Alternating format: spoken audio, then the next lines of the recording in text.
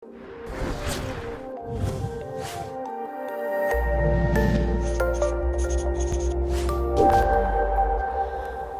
thank you for joining us. Tell us a little bit about where you see the smart home market going. Yeah, well, I think it's interesting. I don't really think about the smart home market. What I think about is that there's an interesting change in what people and customers expect, enabled by this new kind of technology that everybody calls the Internet of Things. I think what's happening is, I like to refer to it as power in the hands of the connected citizen. I think of the citizen as being an individual, coming together in family groups, the citizen within a home, where they work, within villages and within cities. And I think what's happening is people are going to be increasingly enabled by technology to no longer think of services in terms of traditional market verticals, like health or entertainment or energy, and that these are blurring. I think that people are also expecting service and functionality and benefits that match best in breed across all of those markets. You can't be treated as a special case. When you look at the market, then there are, from the customer down, there's obviously providers of service, providers of content, and then the platforms and the data that goes with that. From our perspective, I don't really see any clear winners yet within that market. I think there are a number of likely global winners for the platform, for example. So people like Google Nest and Samsung SmartThings clearly have a lot of things in their favor, being a provider of the platform and the data. I think then the question is then where do people like ourselves, energy providers, as well as telcos, as well as people who provide content, TV, play and operate and have permission to serve the customer in this new world where you've got multiple platforms and multiple applications that are there. So do you see energy providers kind of building their own in-house solutions, all-encompassing solutions, or do you see them working with partners such as telcos to create a broader proposition? I'm very much an advocate of the partnership model. Right. I think people like to use the word ecosystem. I don't think energy providers can do it on their own. I think there's a really interesting moment in the energy supply business where you could argue that the energy retail model is actually dead or dying, and it's only regulation that actually is keeping it going.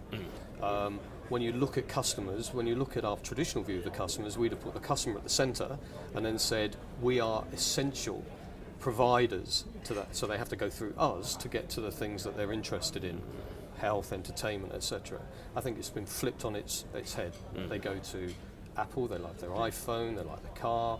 They're going to brands where they're much more loyal, much more sticky with those brands, and we're almost potentially an afterthought. Right. So the real challenge is how do we get people to join us, stay with us, increasingly provide content that's relevant to their lives.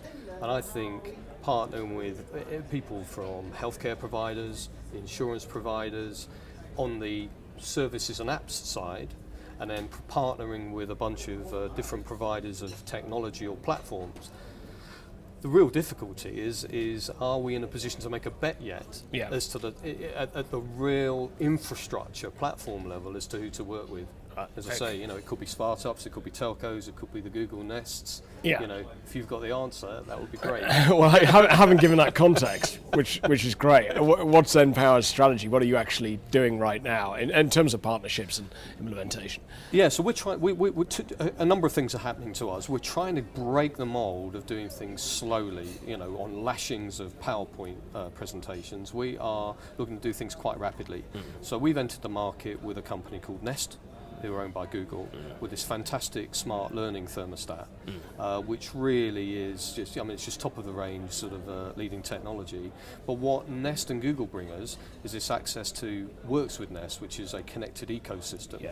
They have 6,000 app developers on their ecosystem that are developing a bunch of apps that interact and interlink, and so the power of being able to connect a number of different devices through that platform is really good. That's been our first step.